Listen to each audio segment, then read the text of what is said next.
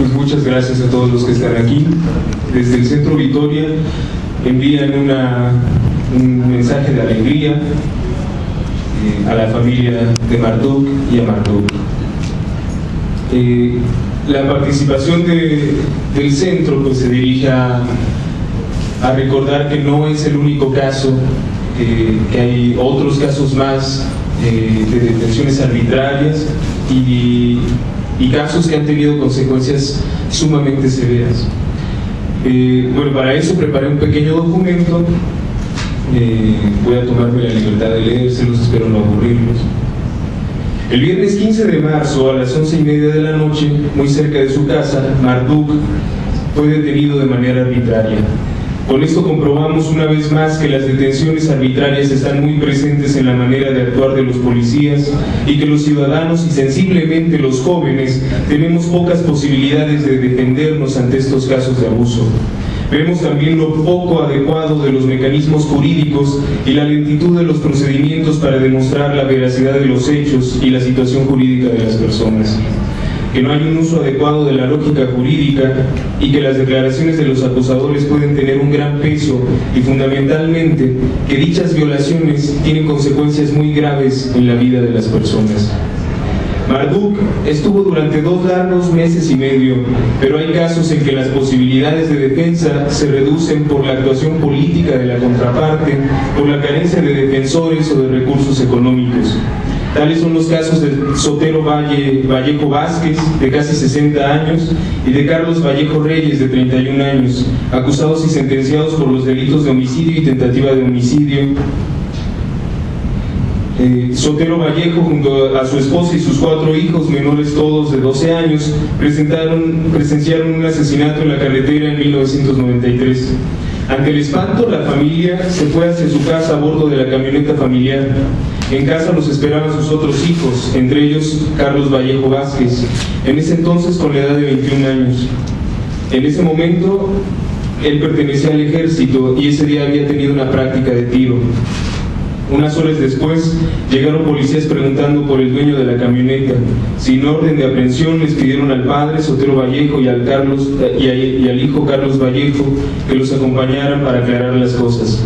Carlos y Sotero accedieron a acompañarlos pensando que efectivamente todo se aclararía porque ellos no tenían nada que ver con el homicidio. En el Ministerio Público fueron vinculados a proceso y posteriormente sentenciados por homicidio y tentativa de homicidio por más de 50 años. Sus declaraciones fueron desestimadas y hoy llevan 10 años presos. Las pruebas que fueron presentadas se basaron en los dichos de los testigos y en que la mano de Carlos frente a la prueba de raciocinio salió positiva. Hoy también se lucha por su libertad con los pocos recursos que quedan para hacer valer en el interior del país. Otro caso que conocemos desde el centro, que comenzó con una detención arbitraria, es el de los hermanos Aranda.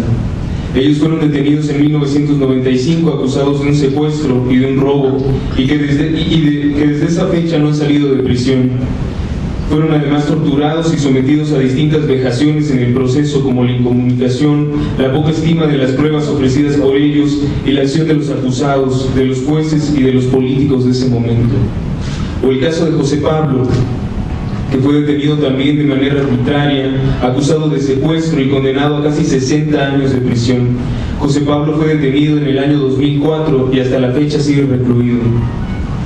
José Pablo no tuvo acceso a una defensa adecuada y tampoco a un proceso como es debido, en el cual de manera igual se desestimaron sus pruebas, se desestimaron las declaraciones de otros vinculados con el caso en el cual lo desvinculaban de la responsabilidad de la comisión del delito y se le acusó tomando como base la declaración dudosa de la víctima del secuestro.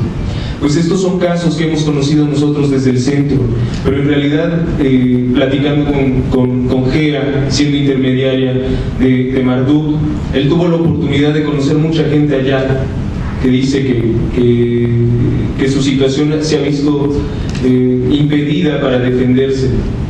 Hay mucha gente que está ahí en reclusión, que es necesario, que no estamos diciendo que sean inocentes, pero que es necesario que se revise su procedimiento.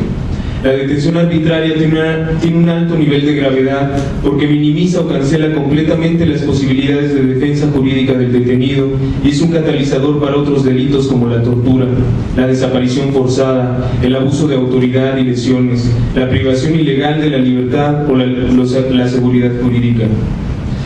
Para muchas personas es conocido el sistema de medición de efectividad de las actuaciones policíacas, la cantidad de detenidos.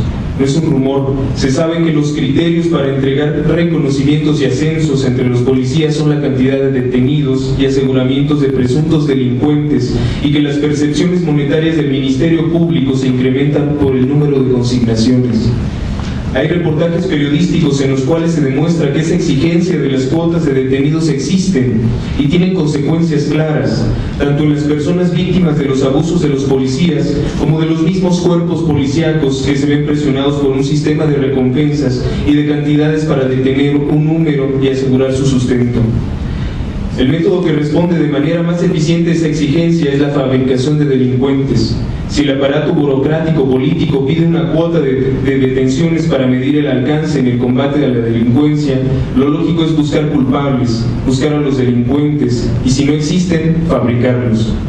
En el caso de Marduk, los candados en el proceso judicial, como ese temor a declarar falsamente y mantener la congruencia de la declaración durante el juicio por parte de los policías y de la acusadora, han ocasionado que se mantenga un estado de violación de derechos humanos y que la fabricación de delincuentes opere de manera dolorosa en la alteración de la vida de Marduk.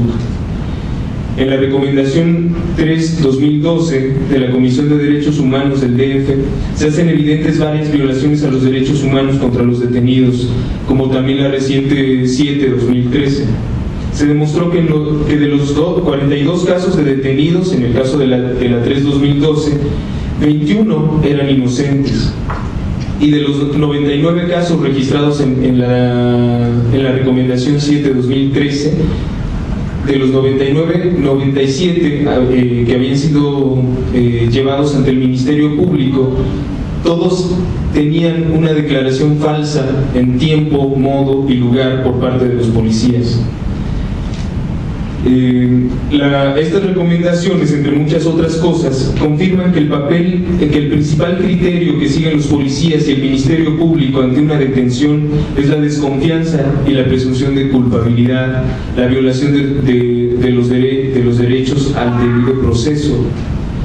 No necesitamos ser las víctimas directas de las detenciones arbitrarias en el país para darnos cuenta de la gravedad y cercanía de estas violaciones y de la herida que producen en las víctimas. Quizá eso un poco nos lo pueda contar Marduk.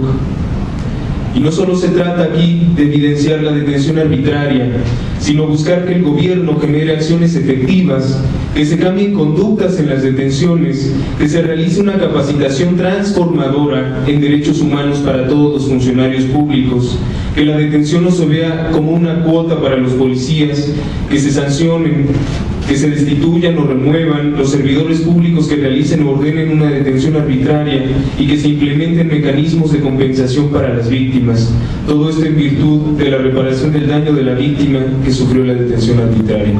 Pues muchísimas gracias y otra vez reitero la alegría que nos da tener otra vez caminando fuera de las rejas a Marduk.